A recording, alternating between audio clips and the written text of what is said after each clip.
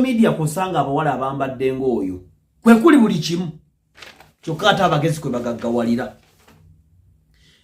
Njagala okwogera nawe muvubuka about the 5 winds which can sway you up. Luzungu lugendo nenolo.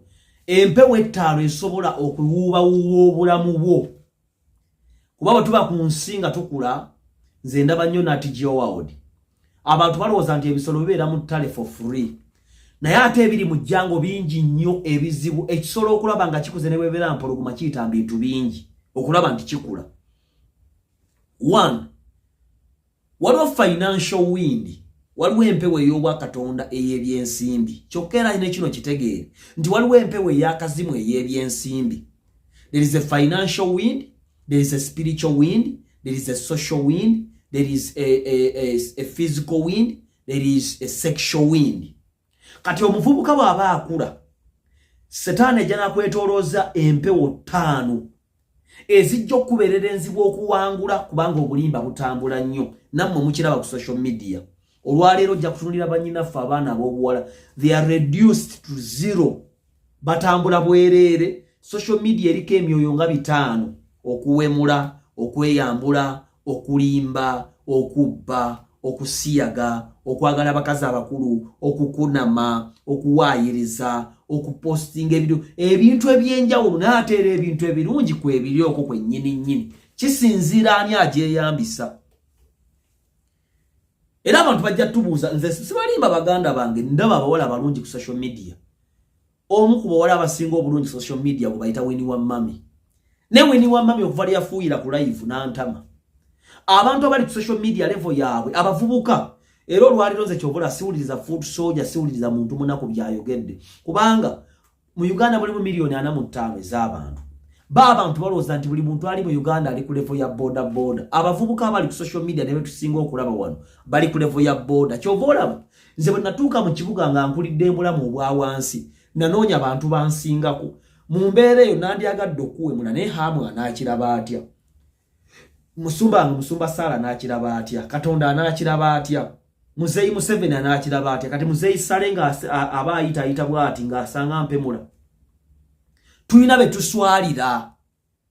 Kati embuyaga zino 5 ne bwe zijja, because zijja ne bw'obeera mutuukirivu, all the winds must come even if you are righteous.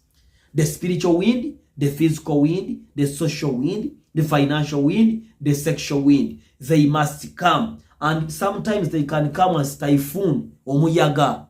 Ziyinza okujjanga kibuyaga, not even winds, kibuyaga. Oba biyinza okujjanga tremors, oba earthquakes, ne bikuyuya bwebiti. Naye bw'oba onywedde ku musingi ogw'obwakatonda nga wakkiriza Kristo ng'oli mulokole. Nyinza obutogera ku Mukatoliki kubanga ye asaba Bikira Maria. Nyinza obutogera ku Muprotestant kuba ye bamugamba kasita akola bw'ati. Nyinza obutogera ku Seventh kuba ye bamugamba olw'omukaaga kasita asaba olw'omukaaga kiwedde. Njogera ku muntu akwata Bible n'asaba, n'asiiba, neyeegayirira, neyeenenya, n'awaayo, n'akola ebirungi mu kisa kya Katonda ekituwebwa omusaayi gwe. Ndi empewo zonna zijja kujja naye sitewondi nti bintu byosinga byonna byolaba bulimba era biri fake. Abavubuka olwaleero batambula bagobera kufuuka zzali. Era bimulaba ku social media bifuuka reflection y'obulamu bwammwe kuba mulaba ne muwulira. Senses 2: okulaba n'okuwulira. Kati ate okuwulira mumuve okukkiriza, ate okukkiriza mumuve ebikolwa. Omuntu n'atambulira ku bulamu obuli fake kubanga yalabye Zaira Baby ng'atambulira mu BMW. Zaira Baby mwana wa senior 6. Naye n'alowooza abeere Zaira Baby, kumbe ye yava Kiboga, akyalina okuzimba toyi ya nnyina. Obulamu babuzimba mpola mpola. Byonna ebikukaayanya ojja kugenda okuzuula nti bw'oba otudde wansi n'osaba bw'otambula. Because tusaba bwe tukola, bwe tweyongera. Nze akugamba ebyo mbikola. Nze siina connection yonna zondabako nozeneegombako. Maze kusaba ngenda okulaba nezinagguka omwaka guno sizimanyi. Era ndi wano. Ojja genda okulaba ng'essimu evuze nga neeyongera. Because I've been working for it. We build life from step to step. Katonda atambula mpola mpola. Wali olabeko enjuba lumunga ezze ku ssaawa 2 ne buzibirawo nedda. Ye yasetinga ebintu bye. Otambula mpola mpola nga togoberedde bulamu bw'abantu bw'olaba banyeenya mabina ku TikTok. Oba baserebu bw'olaba. Nze ndi mumanyifu ndi serebu. I know obulamu bwe tutambulira. Obulamu bubeera fake abantu batambulira makeup gwe beekuba bomulaba ko muddala mukadde alinga omulambo nenga bajja ku show n'omulambo tulaba mulungi n'okoppa bye yakubye kumbe yabyekubye bimfaananye bulungi gwe nabikula bisabubi. Tulina ekigendererwa mu nsi, we have a purpose. Era ojja kufa ove mu nsi eno nga tokoze ku buvunaanyizibwa bw'alina okukola. Tulina boundaries oba guidelines, tulina principles tufuga ez'obwa Katonda. Katonda gw'osinga era w'olabira omuntu awemula genda okebere ku akawunti ojja sanka ebifaananyi bya Nuupu ng'omanya oyo Katonda we yeekyagulanyi bawemuzi bamweyana ne baakaseebwa emisangwa gya Buganda gibajjudde egy'okuwemula. We have boundaries. Nankubadde ndi mulokole nga nkola mbukedde nkola ku stage nkola n'abantu b'ensi nina boundaries ne guidelines ezifuga obutuukirivu bwange kuba Katonda alina boundary, ensi erina boundary ne Setaani alina boundary.